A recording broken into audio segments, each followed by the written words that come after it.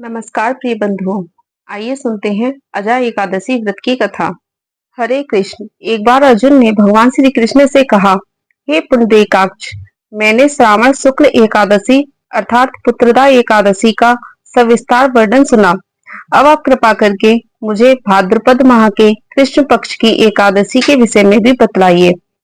इस एकादशी का क्या नाम है तथा इसके व्रत का क्या विधान है? इसका व्रत करने से किस फल की प्राप्ति होती है? श्री कृष्ण ने कहा, हे कुंती पुत्र, भाद्रपद माह के कृष्ण पक्ष की एकादशी को अजय एकादशी कहती हैं।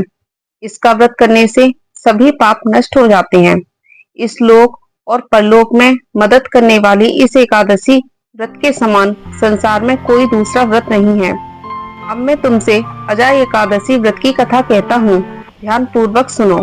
पौराणिक काल में भगवान श्री राम के वंश में अयोध्या नगरी में एक चक्रवर्ती राजा हरिश्चंद्र नाम के राज्य करते थे। राजा अपनी सत्यनिष्ठा और ईमानदारी के लिए प्रसिद्ध थे। एक बार देवताओं ने उनकी परीक्षा लेने की योजना बनाई।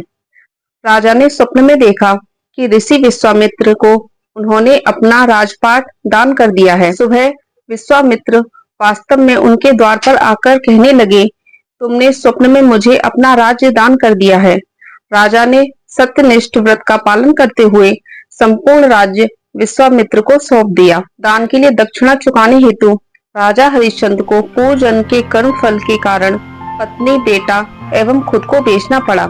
राजा हरिश्चंद्र को एक डोम ने खरीद लिया जो शमशान भूमि के लोगों के दाह संस्कार का काम करवाता था। स्वयं वह एक चांडाल का दास बन गया।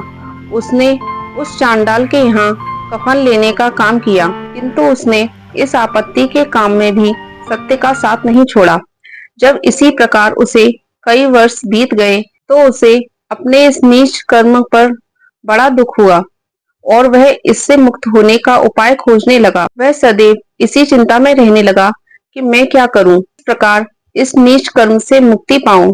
एक बार की बात है, वह इस चिंता में बैठा था कि गौतम ऋषि उसके पास पहुंचे।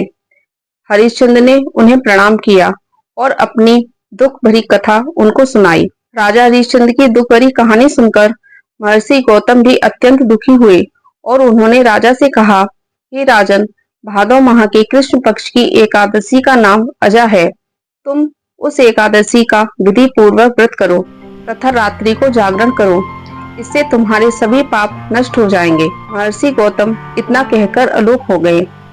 अजा नाम की एकादशी आने पर राजा हरिश्चंद्र ने महर्षि के कहे अनुसार विधि पूर्वक उपवास तथा रात्रि जागरण किया। इस व्रत के प्रभाव से राजा के सभी पाप नष्ट हो गए। उस समय स्वर्ग में नगाड़े बजने लगे तथा पुष्पों की वर्षा होने लगी। उन्होंने अपने सामने ब्रह्मा, विष्णु, महेश तथा देवेंद्र आदि देवताओं को खड़ा पाया। उन्होंने अपने मृतक पुत्र को जीवित तथा अपनी पत्नी को राजसी वस्त्र तथा आभूषण से परिपूर्ण देखा। व्रत के प्रभाव से राजा को पुनः अपने राज्य की प्राप्ति हुई। वास्तव में एक ऋषि ने राजा की परीक्षा लेने के लिए यह सब कौतुक किया था, परंतु अजय एकादशी के व्रत के प्रभाव से ऋषि द्वारा रची गई सारी माया समाप्त हो गई और अंत समय में राजा हरिश्चंद्र अपने परिवार सहित स्वर्गलोक को गए।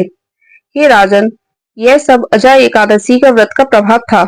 जो मनुष्य इस उपवास को विधि पूर्वक करते हैं तथा रात्रि जागरण करते हैं, उनके सभी पाप नष्ट हो जाते हैं और अंत में वे स्वर्ग को प्राप्त करते हैं। इस एकादशी की व्रत कथा के श्रवण मात्र से अश्वमेध यज्ञ के फल की प्राप्ति हो जाती है। बोलिए भगवान विष्णु माता लक्ष्मी की जय।